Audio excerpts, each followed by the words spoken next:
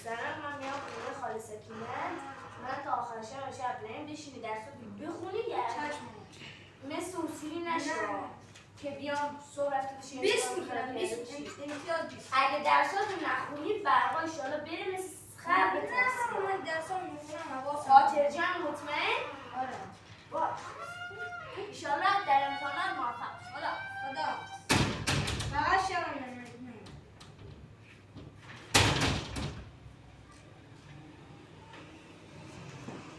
بولا بابای ده فقط بریم بازی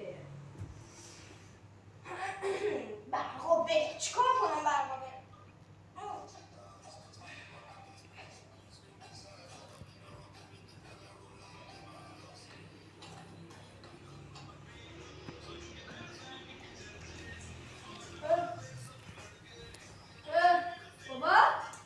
بابا شوخی نکن بابا بابا بابا بابا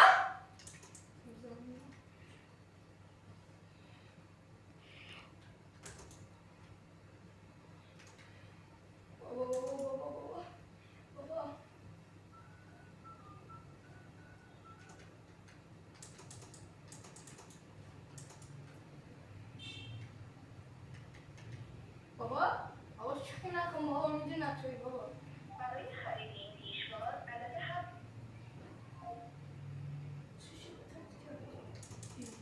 بابا بابا الو بابا کجایی بابا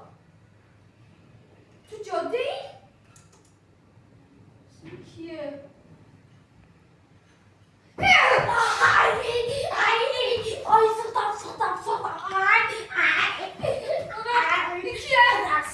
بگو مامانت بگو دوربین مخفی بذاره وقتی بگو سر شب بابا کی بود پس؟